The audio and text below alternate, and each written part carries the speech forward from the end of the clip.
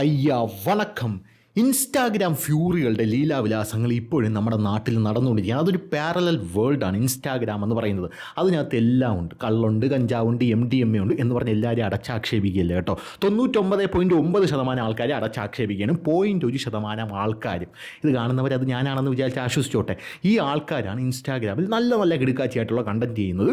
ഞാനിത് നേരത്തെയും പറഞ്ഞിട്ടുള്ള സംഭവമാണ്. പക്ഷേ നമ്മുടെ സമൂഹത്തിൽ വർഗീയ കലാപം ഉണ്ടാക്കാൻ ഉതകുന്ന രീതിയിൽ ഈ ഇൻസ്റ്റാഗ്രാം ഉപയോഗിക്കുന്ന ഒരു സാഹചര്യമുണ്ട്. കേരള പോലീസ് കണ്ണടച്ചിരിക്കുകയാണോ എന്ന് മാത്രമേ എനിക്ക് പറയാനായിട്ട് സാധിക്കുകയുള്ളൂ. എന്താണ് വിഷയമെന്നല്ല, ഞാൻ ഡീറ്റെയിൽ ആയിട്ട് പറഞ്ഞുതരാം, സ്റ്റെപ്പ് ബൈ സ്റ്റെപ്പ് പറഞ്ഞുതരാം. ഈ ഇൻസ്റ്റാഗ്രാം ഫ്യൂറികളൊക്കെ ഇപ്പോൾ പൈസ ഉണ്ടാക്കുന്നതെന്ന് പറഞ്ഞാൽ ഇൻസ്റ്റാഗ്രാമിൽ മോണറ്റൈസേഷൻ ഇല്ല. മോണറ്റൈസേഷൻ ഇല്ലാത്തത് കൊണ്ട് തന്നെ ഇൻസ്റ്റാഗ്രാമിൽ ഏറ്റവും കൂടുതൽ ഫോളോവേഴ്സ് ഉള്ള ആൾക്കാരെ തേടി പരസ്യ കമ്പനികളും മാർക്കറ്റിംഗ് ഏജൻസികളും പിന്നെ ചെറുകിട വ്യാപാരികളൊക്കെ എത്തും. അവരുടെ പ്രോഡക്റ്റിൻ്റെ പരസ്യം ഒന്ന് ചെയ്ത് കൊടുക്കാമോ, ഒരു റീൽ ഇടാമോ, ഒരു സ്റ്റോറി ഇടാമോ എന്നൊക്കെയാണ്. അതിനൊക്കെ നല്ല യമണ്ടം പൈസയാണ് അവന്മാർ മേടിക്കുന്നത്. 10,000 രൂപ, 7,000 രൂപ, 8,000 രൂപ, 5,000 രൂപ. കുറഞ്ഞ ഫോളോവേഴ്സുള്ള പേജിന് കുറഞ്ഞ പൈസ, കൂടുതലുള്ളതിന് കൂടുതൽ പൈസ. ഇനി നിങ്ങളൊരു സെലിബ്രിറ്റി ആണെങ്കിൽ നിങ്ങളെ തേടി എത്തുന്നത് മൾട്ടിനാഷണൽ കമ്പനികളൊക്കെ ആയിരിക്കണം. പിന്നെ ഇതിൽ ഏറ്റവും കൂടുതൽ നല്ല യമണ്ടം കച്ചവടം നടക്കുന്നത് ഏത് മേഖലയാണെന്നറിയാമോ? അത് ഈ കോസ്മെറ്റിക്സ് ആണ്. ഈ ചുണ്ടിൽ ലിപ്സ്റ്റിക് ഇടുക, പിന്നെ രണ്ടാമതായിട്ട് ഈ മുഖത്ത് ഈ പൗഡർ വാരി പൊത്തുക, ഈ ക്രീം വാരി ഇടുക, അങ്ങനെയുള്ള സെറ്റപ്പിനൊക്കെയാണ് അതിഭീകരമായിട്ട് ഇവിടെ മാർക്കറ്റുള്ളത്. സ്വാഭാവികമായിട്ടും മനുഷ്യൻ്റെ ഏറ്റവും കൂടുതൽ ചൂഷണം ചെയ്യാൻ പറ്റിയ മേഖലയെന്ന് പറഞ്ഞാൽ അതാണ്. നിന്നെ കാണാനൊരു ഭംഗിയില്ല, ഒരു ജവും നിരപ്പൂല്ല എന്നൊക്കെ പറയുന്നത് മനുഷ്യനുള്ളിൽ ഇൻസെക്യൂരിറ്റി ഉണ്ടാക്കും. പക്ഷേ എനിക്കുള്ളിൽ അത് ഇൻസെക്യൂരിറ്റി ഉണ്ടാക്കുന്നില്ല. അത് എന്നെ കാണുന്ന പ്രേക്ഷകർക്ക് കുറേ അറിയാം. എൻ്റെ ഫേസ്ബുക്കിൻ്റെ കമൻറ്റ് ബോക്സ് അല്ലെങ്കിൽ എൻ്റെ ഫേസ്ബുക്കിൻ്റെ മെസ്സഞ്ചർ നോക്കിക്കഴിഞ്ഞാൽ നിങ്ങൾക്ക് മനസ്സിലാവുന്നൊരു കാര്യമുണ്ട്. എൻ്റെ ധനുഷേ, ഒന്ന് അടിച്ച് കുളിച്ചിട്ട് വന്ന് നിന്നൂടേടാ നിനക്ക്, ഈ ഷർട്ടൊക്കെ ഒന്ന് മാറ്റിക്കൂടിയടാ നിനക്ക് എന്നൊക്കെയാണ് പറയുന്നത്. അപ്പോൾ അവർക്ക് ഞാനൊരു മറുപടി കൊടുത്തായിരുന്നു. ഞാൻ കൊടുത്തത്, ബ്രോ, ഞാൻ ഈ ബ്യൂട്ടിയിലൊന്നും ഞാൻ കൂടുതലായിട്ട് ശ്രദ്ധിക്കുന്ന ഒരു മനുഷ്യനല്ല. മുടിയല്ലേ, മുടിയാകുമ്പോൾ കൊഴിഞ്ഞു പോകും. ശരീരം കറുത്തിരിക്കുന്നെങ്കിൽ എന്താ, മനസ്സ് വെളുത്തിരുന്നാൽ പോലെ. അല്ലെങ്കിൽ വെളുത്തിരിക്കുന്ന ആൾക്കാരുടെ മനസ്സ് കറുപ്പാണെങ്കിൽ എന്ത് ചെയ്യും? അപ്പോൾ ഇങ്ങനെ നടക്കുന്ന ഒരാളാണ്. ഇപ്പോൾ പാൻറ്റും ഷർട്ടും ആയിരുന്നാലും അതിലൊന്നും ഒരു കോൺഷ്യസ് ആയിട്ടുള്ള ഒരാളല്ല ഞാൻ. ചെരുപ്പായിരുന്നാൽ പോലും എൻ്റെ ചെരുപ്പ് ഞാൻ മാറ്റുന്നത് ചിലപ്പോൾ 5-6 കൊല്ലം കൂടുമ്പോഴൊക്കെ ആയിരിക്കും എൻ്റെ ചെരുപ്പൊക്കെ ഞാൻ മാറ്റുന്നത്. കാരണം ഞാനത് ഭംഗിയായിട്ട് തന്നെ ഉപയോഗിക്കും. പക്ഷേ ഞാനത് മാറ്റാനായിട്ട്, അപ്ഗ്രേഡ് ചെയ്യാനായിട്ട് ഞാൻ എന്ത് ചെയ്യാറില്ല, ഒന്ന് ശ്രമിക്കാറില്ല.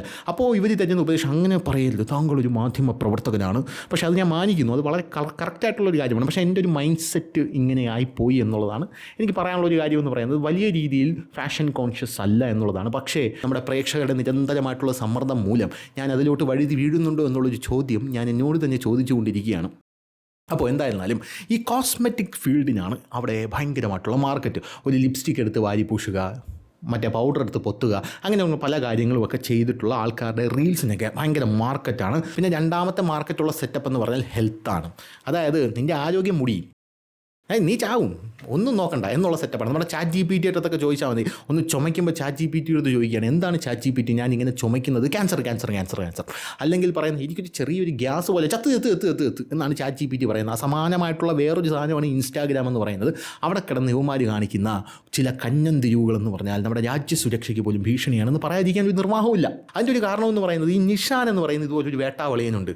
യവനാണെങ്കിൽ ഈ കോസ്മെറ്റിക്സ് ഒക്കെ മുഖത്തൊക്കെ വാരിപ്പൂശി, അറിയാലോ, ഈ ക്യൂട്ട്നെസ് വാരി വിതറുന്ന ക്യൂട്ട് ടോളികളാണ് ഇൻസ്റ്റാഗ്രാമിലുള്ളത്. അതായത് ഈ ക്യൂട്ട്നെസ് ഒക്കെ ഇങ്ങനെ വാരി വിതറുക. അപ്പം നമ്മുടെ തരുണി മണികളൊക്കെ വന്ന് ഇൻസ്റ്റാഗ്രാമിൽ മെസ്സേജ് അയക്കും, ഏട്ടായി സുഖമാണോ ഏട്ടായി എന്നൊക്കെ പറഞ്ഞ് മെസ്സേജ് അയക്കും. അല്ലെങ്കിൽ യവന്മാർ പോയി അങ്ങോട്ട് മുട്ടും. അവസാനം രണ്ടും കൂടെ കൂട്ടിമുട്ടി കഴിഞ്ഞ് ഇതെല്ലാം കൂടെ പുറത്തേക്ക് നാട്ടുകാരറിയുമ്പോൾ, അതായത് ഒളിച്ച് ചെയ്താൽ വിളിച്ച് പറയുമെന്നാണ് നമ്മുടെ നാട്ടിലെ അമ്മൂമ്മമാരൊക്കെ പണ്ട് മുതലേ പറഞ്ഞുകൊണ്ടിരിക്കുന്നത്. അങ്ങനെ വിളിച്ച് പറയുമ്പോൾ ഇപ്പോൾ ഒരു സെറ്റപ്പ് ഉണ്ട്, AI ആണെന്നങ്ങ് പറഞ്ഞാൽ മതി. ഇതൊന്നും ഞാനല്ല, ഇതൊക്കെ AI ആണ്.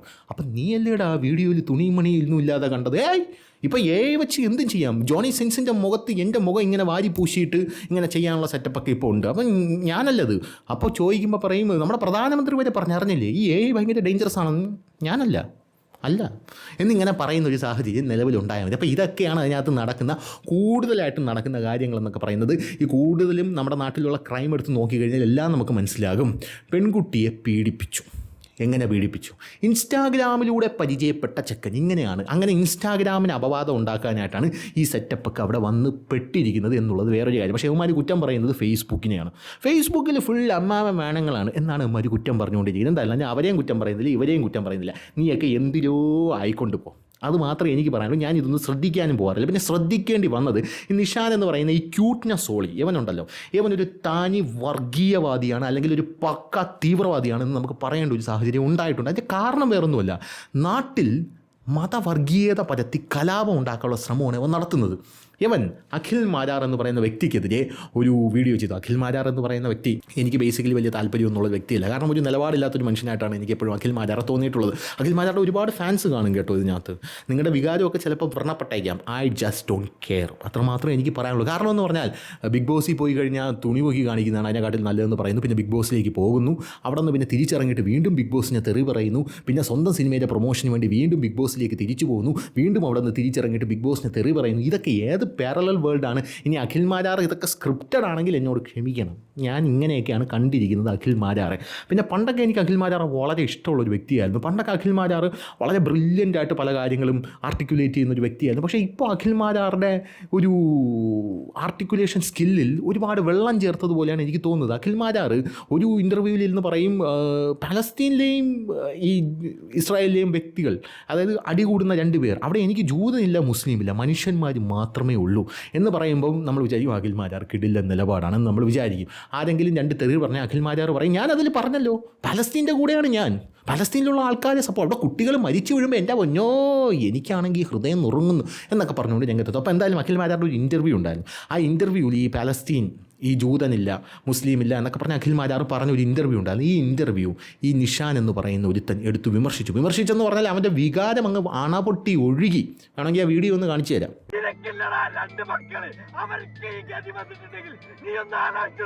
ഞാൻ ഇന്നൊരു വീഡിയോ കാണുന്നതിന് മുന്നേ വരെ കുറച്ചെങ്കിലും വാല്യൂ കൊടുത്തിരുന്ന അഖിൽ മാരാർ എന്ന് പറഞ്ഞ ചട്ടയായിട്ടുള്ള വർഗീയവാദിയുടെ എനിക്ക് കുറച്ച് കാര്യങ്ങൾ പറയാനുണ്ട്. അത് കേരള ജനത മൊത്തം മനസ്സിലാക്കേണ്ട ഒരു കാര്യം. ഇസ്രായേലും പാലസ്തീനും തമ്മിലുള്ള യുദ്ധത്തിൽ എന്താണ് അഖിലിന്റെ അഭിപ്രായം? എന്നെ സംബന്ധിച്ച് ഇത് രണ്ട് രാജ്യത്തെ ജനത മാത്രമാണ്, അല്ലാതെ ഇപ്പുറത്ത് ജൂതരില്ല, ഇപ്പുറത്ത് മുസ്ലിമില്ല. അഖില നീ ആദ്യം മനസ്സിലാക്കേണ്ട ഒരു കാര്യം എന്താണെന്ന് വെച്ച് കഴിഞ്ഞാൽ അവിടെ നടക്കുന്ന ഒരു മനുഷ്യാവകാശ പ്രശ്നമാണ്, അല്ലാതെ രണ്ട് മതങ്ങൾ തമ്മിലോ രണ്ട് രാജ്യങ്ങൾ തമ്മിലുള്ള ഒരു പ്രശ്നമല്ല. ഇന്ത്യ അനുകൂലിക്കുന്ന രാജ്യം, ഇന്ത്യയെ ആരെങ്കിലും ആക്രമിച്ചാൽ അത് ഞങ്ങളെ കൂടി ആക്രമിക്കുന്നത് പോലെ ഞങ്ങൾ എടുക്കുമെന്ന് പറഞ്ഞാൽ ലോകത്തിലെ സാങ്കേതിക വിദ്യ കൊണ്ട് ഏറ്റവും മികച്ച രാജ്യങ്ങളിലൊന്നായ ഇസ്രായേലാണ് ഇന്ത്യയുടെ ഏറ്റവും നല്ല സുഹൃത്ത്. അപ്പൊ ഇന്ത്യയുടെ ഏറ്റവും നല്ല ഒരു സുഹൃത്തിനെ നമ്മൾ ഈ കേരളത്തിൽ നിന്ന് തള്ളിപ്പറയേണ്ട കാര്യമില്ല, അതിന്റെ ആവശ്യം എനിക്കില്ല. കാരണം എന്നെ സംബന്ധിച്ച് ഇന്ത്യയുമായിട്ട് യാതൊരു ബന്ധവുമില്ലാത്ത ഒരു ജനത അല്ല. മാരാർ ഇപ്പൊ എന്താ പറഞ്ഞത്?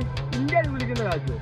142 രാജ്യങ്ങൾ പലസ്തീന അനുകൂലമായിട്ട് വോട്ട് ചെയ്ത സമയത്ത് അതിൽ ഉൾപ്പെട്ട ഒരു രാജ്യമാണ് ഇന്ത്യ. മാരാറാണ് ഇന്ത്യയുടെ കാര്യങ്ങളൊക്കെ തീരുമാനിക്കുന്നത്. കാരണം എന്നെ സംബന്ധിച്ച് ഇന്ത്യയുമായിട്ട് യാതൊരു ബന്ധവുമില്ലാത്ത ഒരു ജനത. ഗാസയിലെ കുഞ്ഞുങ്ങൾ പടഞ്ഞു വീഴുന്നെങ്കിൽ, സൊമാലിയയിലെ കുഞ്ഞുങ്ങൾ ഭക്ഷണം കിട്ടാതെ മരിക്കുന്നെങ്കിൽ, ആഫ്രിക്കയിലെ കുഞ്ഞുങ്ങൾ പടഞ്ഞു വീഴുന്നുണ്ട്, യുക്രൈനിലെ കുഞ്ഞുങ്ങൾ പടഞ്ഞു വീഴുന്നുണ്ട്. ഇതൊക്കെ ലോകത്തിന്റെ പല കോണിലും നടക്കുന്നുണ്ട്. ഇതൊന്നും അഖിലിനെ ബാധിക്കുന്ന കാര്യമല്ല. എടാ അഖില, നീ ഒരു കാര്യം മനസ്സിലാക്കണം. ലോകം എന്താണെന്നോ അല്ലെങ്കിൽ ഒരു മതം എന്താണെന്നോ ഒരു രാഷ്ട്രം എന്താണെന്നോ പോലും അറിയാത്ത പിഞ്ചു മക്കളെ ഇസ്രായേലിന്റെ ബോംബിന്റെ മുന്നിൽ ചിന്നിച്ചിതറുമ്പോ, അല്ലെങ്കിൽ പച്ചവെള്ളം കുടിക്കാനുള്ള പച്ചവെള്ളം പോലും കിട്ടാതെ പട്ടിണി കടന്ന് ചാകുമ്പോ നിനക്കില്ലടാ രണ്ട് മക്കള്, അവർക്ക് ഈ ഗതി വന്നിട്ടുണ്ടെങ്കിൽ നീ ഒന്ന് ആലോചിച്ച് നോക്കണം. എനിക്കിതിനപ്പുറമൊന്നും അഖിൽമാരൊന്നും പറയാനില്ല. ബാക്കി കേരളത്തിലെ ജനങ്ങൾക്ക് പറയാനില്ല. ഇവന്റെ ഈ ഒരു നിലപാടിനോട് ബാക്കി കേരളത്തിലെ ജനങ്ങൾക്ക് എന്തെങ്കിലും പറയാനുണ്ടെങ്കിൽ നിങ്ങളാണ് സംസാരിക്കേണ്ടത്. നീ ഒരു ചട്ടയാണ് പരമനാറി. ഇതാണ് വീഡിയോ. ഒരുമാതിരി പട്ടി വെറ്റി കിടക്കുമ്പോൾ അതിൻ്റെ അടുത്ത് കല്ലെടുത്തെറിയുന്ന പോലെയാണ് ഇവ ഈ വീഡിയോയ്ക്ക് അടുത്ത് നിന്ന് കൊണ എന്ന് തിളയ്ക്കുന്നത്.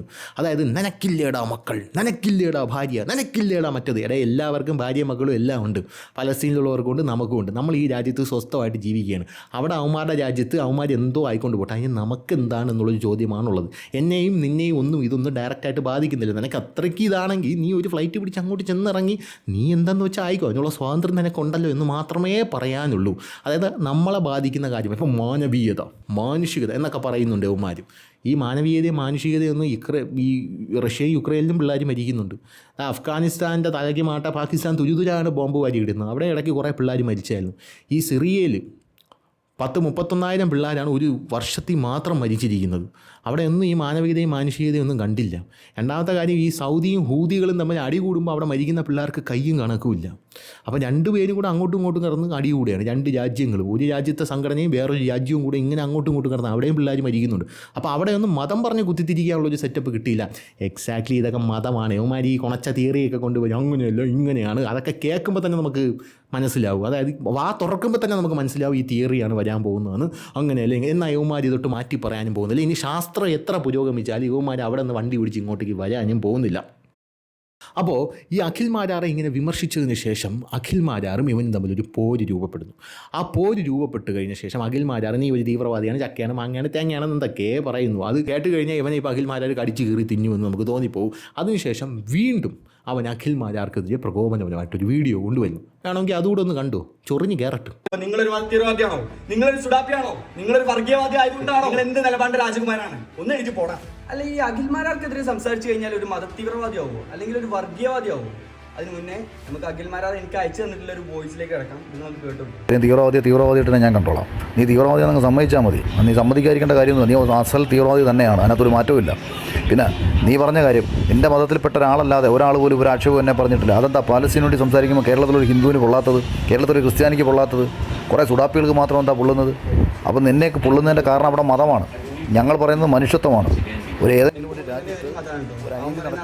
ഇപ്പൊ ഈ ഒരു വോയിസ് കേട്ടപ്പോൾ തന്നെ നിങ്ങൾക്ക് മനസ്സിലായിട്ടുണ്ടാവും ഞാൻ വിചാരിക്കുന്നു ആരുള്ളിലാണ് വർഗീയത ഉള്ളതെന്നുള്ളതും ആരാണ് മതം സംസാരിക്കുന്നത് എന്നുള്ളതും. ഞാൻ സംസാരിച്ചത് ഫലസ്തീനിലുള്ള പിഞ്ചു മക്കൾക്ക് വേണ്ടി മാത്രമാണ്, അല്ലാതെ ഞാനൊരു മതത്തിന് വേണ്ടിയിട്ടോ അല്ലെങ്കിൽ ഒരു രാഷ്ട്രീയ പാർട്ടിക്ക് വേണ്ടിയിട്ടോ അല്ലെങ്കിൽ മറ്റെന്തെങ്കിലും വേണ്ടിയിട്ടോ ഒന്നും ഞാൻ സംസാരിച്ചിട്ടില്ല. ഇവിടെ രാഷ്ട്രീയം കളിക്കുന്നതും ഈ ഒരു വിഷയം ഒരു മതമാക്കി മാറ്റുന്നതും എല്ലാം അഖിൽമാരാറാണ്. പിന്നെ അത് കൂടാതെ എനിക്ക് അഖിൽമാരാറിന്റെ അടുത്ത് ചോദിക്കാനുള്ള ഒരു ചോദ്യമുണ്ട്. അഖിൽമാരാറെ, ഈ ഫലസ്തീന് അനുകൂലമായിട്ട് ഞാൻ ചെയ്ത സമയത്ത് നിങ്ങൾ എന്നെ ഒരു മത തീവ്രവാദി എന്ന് ചാപ്പ് കുത്തിയ സമയത്ത് ഞാനിട്ട വീഡിയോ കേരളത്തിലെ ജനങ്ങളെ ഏറ്റെടുത്തപ്പോൾ നിങ്ങൾ നിങ്ങളുടെ ഒരു സ്റ്റോറിയിൽ ഫലസ്തീന്റെ കൊടിയും പിടിച്ചിട്ട് നിങ്ങളൊരു സ്റ്റോറി ഇട്ടിട്ടുണ്ടായിരുന്നു. അഖിൽമാരാറെ, എനിക്ക് നിങ്ങളുടെ ചോദിക്കാനുള്ള ഒരു ചോദ്യം എന്താണെന്ന് വെച്ച് കഴിഞ്ഞാൽ, അപ്പൊ നിങ്ങളൊരു തീവ്രവാദിയാണോ? നിങ്ങളൊരു സുഡാപ്പിയാണോ? നിങ്ങളൊരു വർഗീയവാദി ആയതുകൊണ്ടാണോ നിങ്ങൾ അവിടെ ഫലസ്തീന്റെ കൊടി പിടിച്ചിരുന്നത്? 3 മാസങ്ങൾക്ക് മുന്നേ നിങ്ങൾ ഇസ്രായേലിന് അനുകൂലമായിട്ട് സംസാരിച്ചല്ലോ. നിങ്ങൾക്ക് എന്ത് നിലപാടാണുള്ളത്? നിങ്ങൾ എന്ത് നിലപാടിന്റെ രാജകുമാരാണ്? ഒന്ന് എഴുതി പോടാ. അവസാനമായിട്ട് എനിക്ക് അഖിൽമാറിന്റെ അടുത്ത് ഒറ്റ കാര്യം മാത്രമേ പറയാനുള്ളൂ. നിനക്ക് ഇല്ലാത്തതും എനിക്കുള്ളതും നട്ടലും നിലപാടും മാത്രമാണ്. അതിന്റെ സത്യാവസ്ഥ എന്താണെന്നുള്ളതും ആരാണ് ഇവിടെ വർഗീയത കൊണ്ടുവരുന്നത് എന്നുള്ളതും കേരളത്തിലെ ഓരോ ജനങ്ങളും മനസ്സിലാക്കുക. അഖിൽമാരാർ എന്ന് പറയുന്ന വ്യക്തിയുടെ ഉള്ളിലുള്ള സംഘി അത് നമ്മൾ പുറത്ത് കൊണ്ടുവരിക തന്നെ. ഈ വീഡിയോയും കൊണ്ടുവന്നതിന് ശേഷം പിന്നീട് വരുന്ന ഒരു വീഡിയോ എന്ന് പറഞ്ഞു കഴിഞ്ഞാൽ അഖിൽ മാരാർ തന്നെ പറയുന്നുണ്ട്, ഈ വീഡിയോ എല്ലാ വീഡിയോ ഒക്കെ ഇട്ട് കഴിയുമ്പോൾ എനിക്ക് പച്ചയ്ക്ക് തെറി ഞാൻ അങ്ങോട്ട് തിരിഞ്ഞാലും തെറി, ഇൻസ്റ്റയിലും കയറാൻ വയ്യ, ഫേസ്ബുക്കിലും കയറാൻ വയ്യ, ഫോൺ പേയിൽ പോലും കയറാൻ വയ്യ, അതിനകത്ത് വരെ നൂണ്ട് വന്ന് തെറി വിളിക്കുകയാണെന്നാണ് അഖിൽ മാരാർ പറഞ്ഞുകൊണ്ടിരിക്കുന്നത്. അതിനുശേഷം ഇവൻ പിന്നെ ഒരു വീഡിയോ ഇടുന്നു. ആ വീഡിയോയിൽ ഇവൻ ഇരുന്ന് കരയുകയാണ്. കരഞ്ഞിട്ട് പറയുന്നു, ഗൈസ് എൻ്റെ വണ്ടി ആരോ തല്ലി തകർത്തു, എൻ്റെ ഉമ്മയും എൻ്റെ പെങ്ങളോ ആരോ വണ്ടിയുടെ പിറകെ ഇരിപ്പോട്ട് എന്നൊക്കെ പറഞ്ഞൊരു വീഡിയോ അങ്ങിടുകയാണ്. വേണമെങ്കിൽ അതും ഒന്ന് കണ്ടോ. സോഷ്യൽ മീഡിയയിലും വീഡിയോയിലും എല്ലാം നിർത്തുകയാണ്. ഇവിടെ പറ്റുന്നില്ല, കാരണം എനിക്ക് എൻ്റെ ഫാമിലി ആയിട്ടൊന്ന് പുറത്തിറങ്ങി നടക്കാൻ പോലും പറ്റുന്നില്ല. എൻ്റെ വണ്ടി ഏതോ 2 ആൾക്കാർ വന്നിട്ട് ക്യാമറ വന്നിട്ട് അടിച്ചു പൊട്ടിച്ചിട്ടുണ്ട്. എൻ്റെ ഫാമിലി അല്ലേ, എൻ്റെ ഉമ്മാൻ്റെ വീട്ടിൽ പോയിരുന്നു. ആ വീഡിയോയും അവൻ ഇട്ട് കഴിഞ്ഞ ശേഷം പിന്നെ അഖിൽ മാരാർക്ക് വധഭീഷണിയൊക്കെ വന്നു തുടങ്ങി. കുറച്ച് സ്റ്റാൻഡേർഡായി. ഇതുവരെ തെറി മാത്രമേ വന്നിരുന്നുള്ളൂ, അതായത് പച്ചത്തെറി മാത്രമേ വന്നിരുന്നുള്ളൂ. ഇപ്പോൾ വധഭീഷണിയൊക്കെ വന്നു തുടങ്ങി, ഒന്ന് സ്റ്റാൻഡേർഡായി. അങ്ങനെ വധഭീഷണിയൊക്കെ വന്ന് SDP ഇപ്പോൾ അഖിൽ മാരാറെ തല വെട്ടിയെടുത്ത് ഈ സ്റ്റേഷനിൽ വെച്ചിട്ട്, അതായത് ഇവൻ്റെ പേട്ട തല വെട്ടി ഈ സ്റ്റേഷനിൽ വെച്ചിട്ട് അവന്മാർ അടുത്ത സ്റ്റേഷനിൽ പോയി കീഴടങ്ങും എന്നൊക്കെ പറഞ്ഞ് ഇവന് തെറിക്കത്തൊക്കെ വന്നു തുടങ്ങി. അങ്ങനെ അഖിൽ മാരാർ എന്ത് ചെയ്തു? ഒന്ന് ഭയന്നു. സ്വാഭാവികമായിട്ടും ഭയൊക്കെ ഒന്ന് ഭയന്നു. കാരണം അവിടെയും സപ്പോർട്ടില്ല, ഇവിടെയും സപ്പോർട്ടില്ല. സംഘികളെ അടുത്ത് വന്നു കഴിഞ്ഞാൽ പറയും നീ കൊങ്ങിയല്ലേ അങ്ങോട്ട് പോടാന്ന് പറയും. കൊങ്ങികളെ അടുത്ത് വന്നാൽ പറയും നീ സംഘപരിവാറിന് അനുകൂലമായിട്ട് നിലപാടെടുക്കുന്നവല്ലേ, നീ അങ്ങോട്ട് പോകുമെന്ന് പറയും. അതായത് അങ്ങോട്ടും ഇങ്ങോട്ട് ഇട്ട് തട്ടി കളിക്കും. അതുകൊണ്ട് അഖിൽ മാരാർ ഒന്ന് ഭയന്നു. അവിടെ തന്നെ അഖിൽ മാരാർ അവനെ കടിച്ച് കീറാൻ നിന്ന് അഖിൽ മാരാർ പോസ്റ്റ് ഇട്ടു. എന്താണ്? നിഷാൻ്റെ വണ്ടി അടിച്ച് പൊട്ടിച്ച് ആരായിരുന്നാലും അവനെ കണ്ടുപിടിക്കേണ്ട എൻ്റെ കൂടെ ആവശ്യമാണല്ലോ, ഇല്ലെങ്കിൽ ഇതെല്ലാം കൂടി എൻ്റെ തലയിൽ വരും എന്നുള്ളതായിരിക്കാം അഖിൽ മാരാറിൻ്റെ ഒരു കൺസേൺ എന്ന് പറയുന്നത്. അങ്ങനെ അഖിൽ മാരാർ ഒരു പോസ്റ്റ് ഇട്ടു. പോസ്റ്റ് ഇട്ട് കഴിഞ്ഞ ശേഷം ഷാജഹാൻ എന്ന് പറയുന്ന ഒരു വേട്ടാവളിയെ രംഗപ്രവേശനം ചെയ്യുന്നു. ഈ ഷാജഹാൻ എന്ന് പറയുന്ന വേട്ടാവളിയൻ മലപ്പുറത്തുള്ളവൻ. ഈ മലപ്പുറത്തുള്ളവൻ രംഗപ്രവേശനം ചെയ്തിട്ട് പറയുന്നു, യവൻ്റെ വണ്ടി അടിച്ചു പൊട്ടിച്ചത് ആരായിരുന്നാലും അവനെ ഞാൻ വിടൂല, ഓനെ ഞാൻ തൂക്കും എന്നൊക്കെ പറഞ്ഞുകൊണ്ട് എന്തൊക്കെ പറയുന്നു. ഈ ചെക്കൻ ആരാണ് അടിച്ചത്? ആരടിച്ചോട്ടെ, ഓന്റെ പണ്ട ഞങ്ങൾ പുറത്ത് കൊടുക്കും, ആരായിക്കോട്ടെ. ഒക്കെ പാരലൽ വേർഡിൽ നടക്കുന്നതാണ്. അങ്ങനെ പറയുന്നു. അതിൻ്റെ താഴെ ഇവന്മാരുടെ മറ്റേ ടീമുകൾ വന്ന് ആഹ്വാനം ചെയ്യുന്നു, പലരും ഗോഗ്വാ വിളികളുമായിട്ട് രംഗത്തെത്തുന്നു, പല ആൾക്കാർ തെറിവിളിയും അങ്ങോട്ടും ഇങ്ങോട്ടും അഭിഷേകങ്ങളുമായിട്ട് രംഗത്തെത്തുന്നു. ഇതിൻ്റെ ഇടയിൽ നിന്ന് കണ്ടൻറ്റ് വല്ലതും കിട്ടുന്നുണ്ടോ എന്ന് നോക്കിയിട്ട് പല ഏജൻറ്റുമാരും ഇങ്ങനെ കണ്ണും പിടിച്ചിരിക്കുന്ന ഒരു സാഹചര്യം ഉണ്ടാകുന്നു. അങ്ങനെ പല സാഹചര്യങ്ങളും ഉണ്ടാകുന്നു. അപ്പോൾ അങ്ങനെ ഇത് വലിയൊരു വിഷയമായിട്ട് മാറിക്കഴിഞ്ഞു. കാരണം SDP അടക്കമുള്ളവർ രംഗത്തിറങ്ങുമെന്ന് പറയുന്നു. ഇസ്രായേലിനെ എതിർത്ത് പലസ്തീനിലെ കൊച്ചു കുഞ്ഞുങ്ങൾ മരിക്കുന്നതിനെതിരെ പറഞ്ഞ ഒരു വ്യക്തിയുടെ വണ്ടിയാണ് അടിച്ചു പൊട്ടിച്ചിരിക്കുന്നത്. അപ്പോൾ സ്വാഭാവികമായിട്ട് അവന് പിന്തുണ കൊടുക്കണം. ഈ അഖിൽ മാരാർ എന്ന് പറഞ്ഞ വ്യക്തിയാണ് ഇത് ചെയ്തിട്ടുണ്ടെങ്കിൽ അഖിൽ മാരാറെ തകർക്കണം.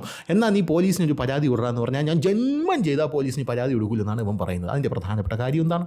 അതിൻ്റെ കാര്യം ഇവൻ്റെ ഒരു വോയിസ് ക്ലിപ്പ് ലീക്കായി അതിലൂടെ പുറത്തു വന്നു. ഇവൻ പറയുന്നത് ഇത് ഞങ്ങൾ സെറ്റിട്ടതാണ്, ഈ സാധനം സെറ്റിട്ട് ചെയ്തത് എന്തിനാണ്?